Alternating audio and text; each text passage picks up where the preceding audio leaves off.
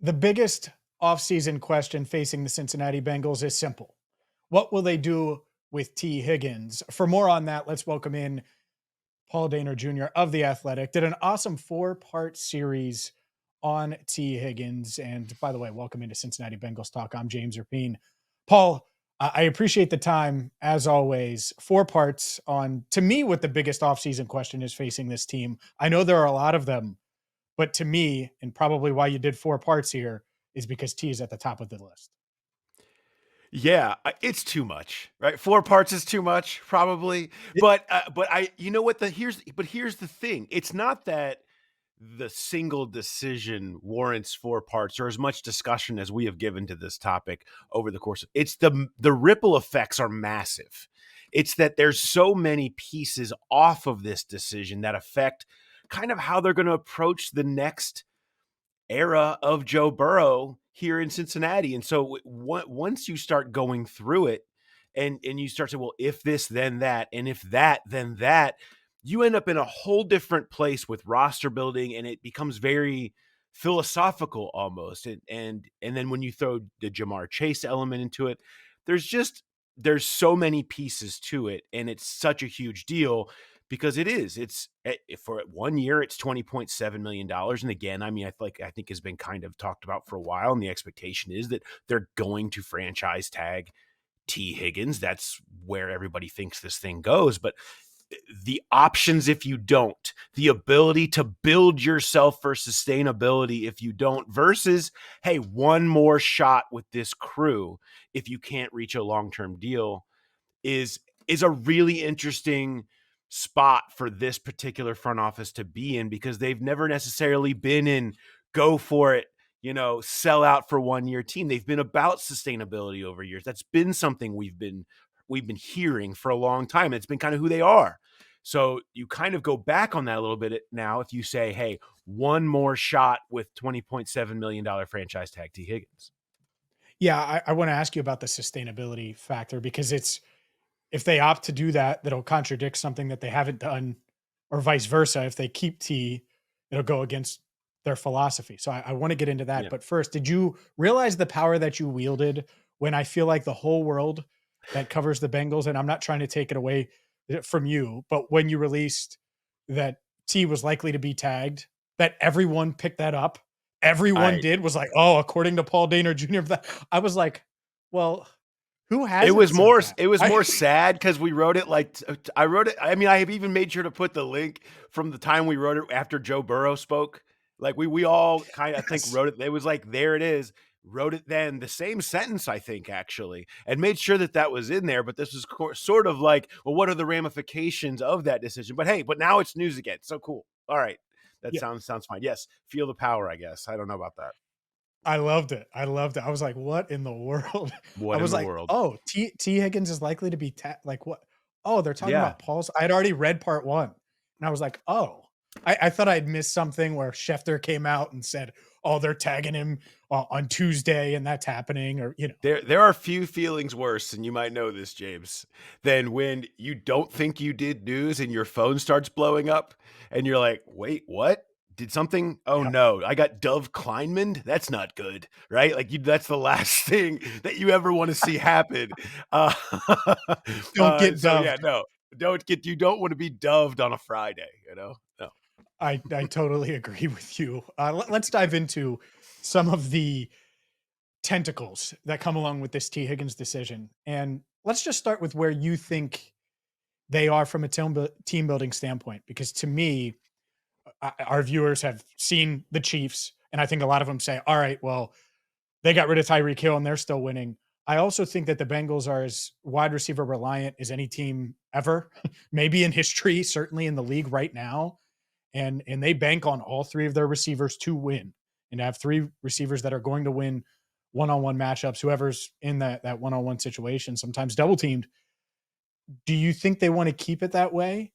Or do you think that they are willing to pivot this offseason? Because to me, if you don't extend T, even if you tagged him, you would have to look in the mirror and say, all right, we need to start making this transition to not necessarily being as wide receiver reliant, or at least as T Higgins reliant, because of his health and because of his imminent departure if you do play him on the tag. Yeah. Let's talk about where they think they're at and who they are, right? When they have big decisions to make, when they have large holes to fill, what do? They fill them a year early and let it develop and make sure that it's right to take over. That's been who they are forever, since Duke Tobin has been in the room. And so the fact that, you know, they haven't really filled that. They drafted Charlie Jones and Andre Yoshavash, but that was, certainly Jones was more with an eye on Tyler Boyd, and Yoshavash was a 6th-round pick. There was no setting something in line for the next stage beyond Tee Higgins. Well, they have an opportunity to do that this draft.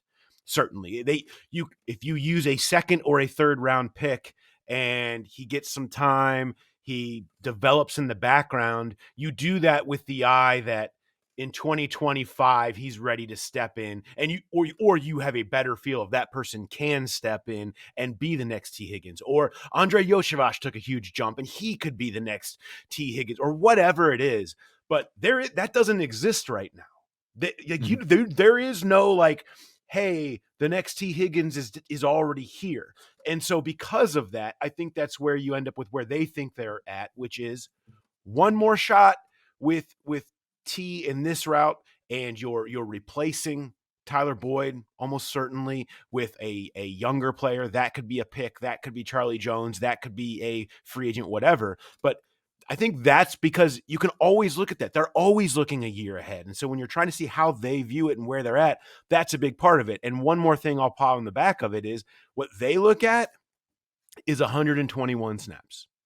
121 snaps from 2023, where a fully healthy Joe Burrow, Tee Higgins, and Jamar Chase were on the field together. That's about 6 times fewer than the previous year. What a glorious 121 snaps they were. If you snap out that sample size, it was the most efficient, explosive offense in football.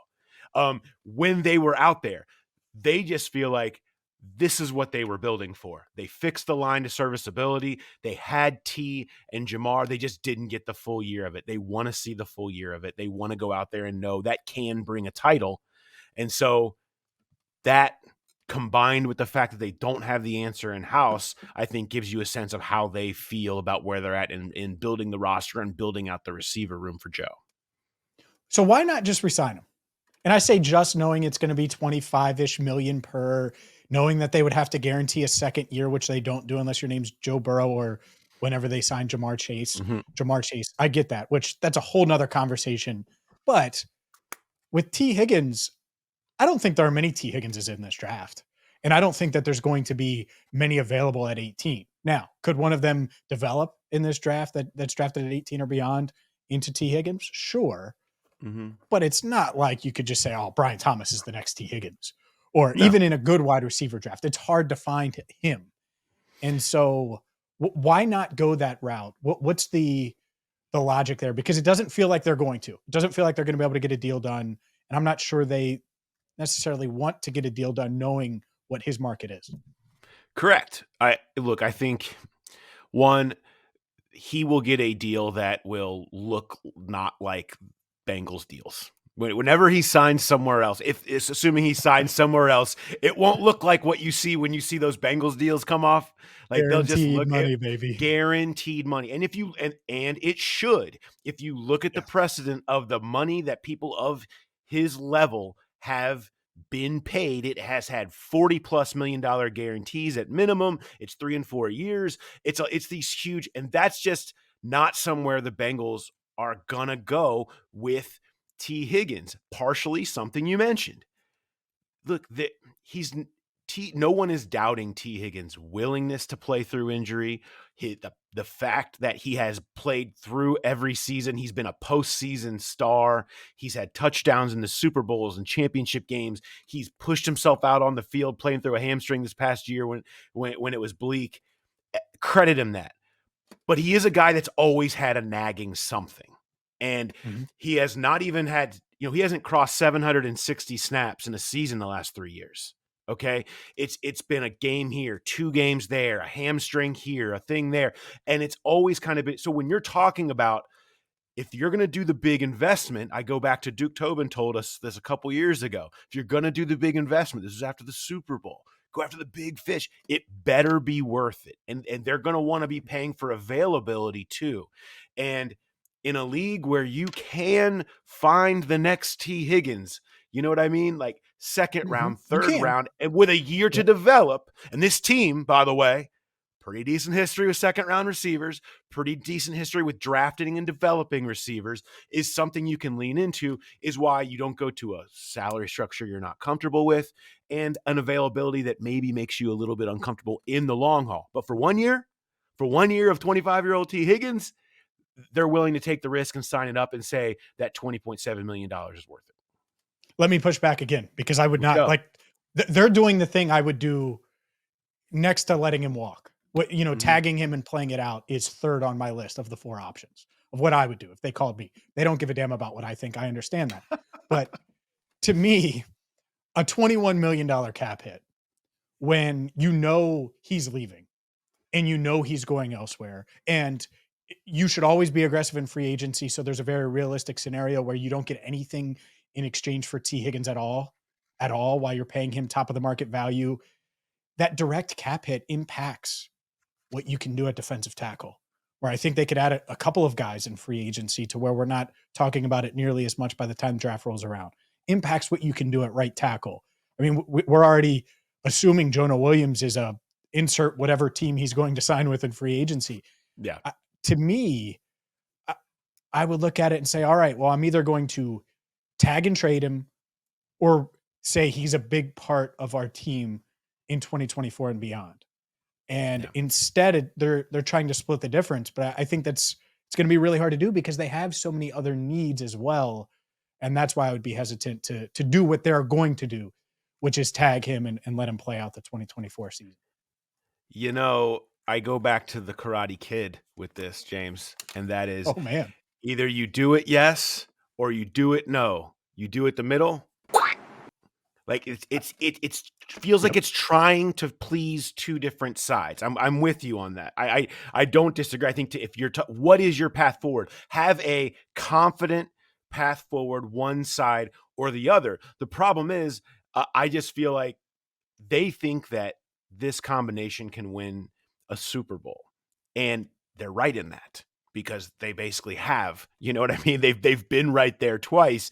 And so why not take one more shot at it right before you go taking the chance that you lose them? I understand take 4 shots at it with a 4-year deal. Take 4 shots.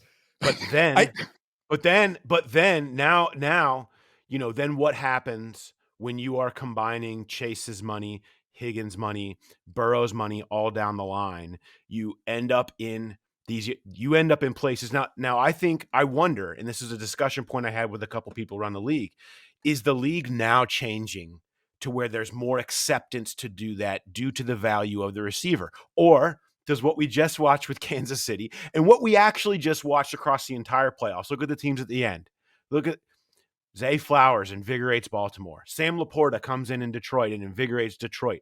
Rashee Rice's emergence changes the game for Kansas City. At a certain point, you also have to be looking at it that way. And the idea of putting that much money into Chase, Higgins, and Burrow and hamstringing yourself in other places is a challenge to their sustainability in the long run too. And so, again, there's so many tentacles that cross each other, and you end up going in circles a lot of times. And I think it feels to me like their view is going to be of, let's just focus on right now. Let's go win a title, right? And that's different than we've heard from them. But I do think that is where they end up in a lot of these conversations.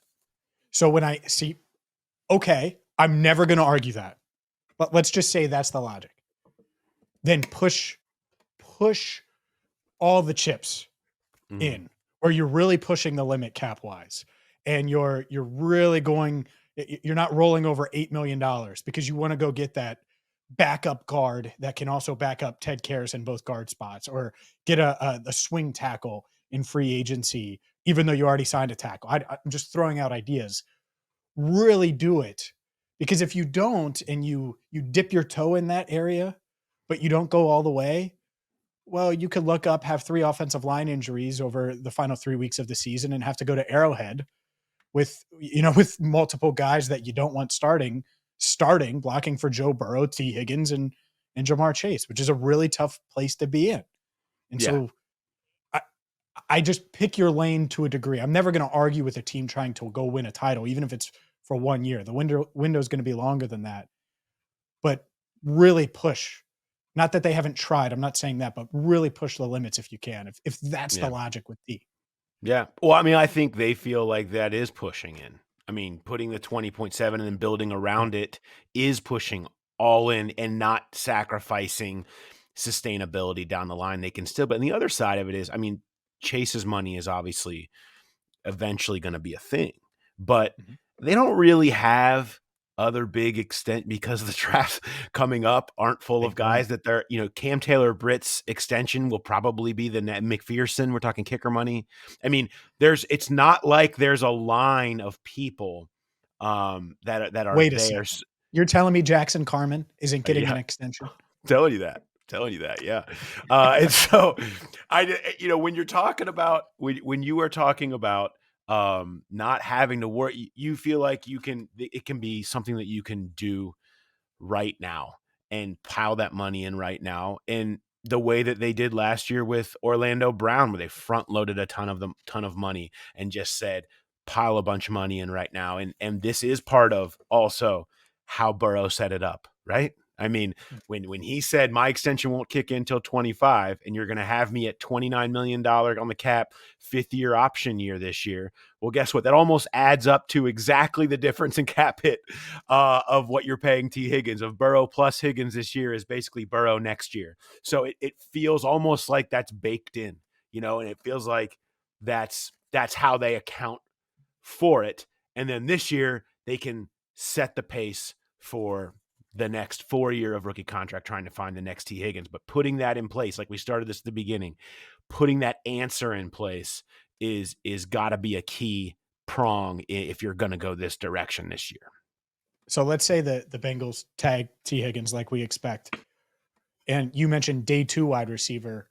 Is wide receiver just on the board? Given projections now, it doesn't really look like there are many options. Brian Thomas is probably the only one that's kind of mentioned as an 18th pick and an option for the Bengals in round 1. But do you think they would be open as early as round 1? And I know we're getting ahead of ourselves a bit, but not really. The combine's coming up. So do you Yeah. think wide receivers on the table day 1?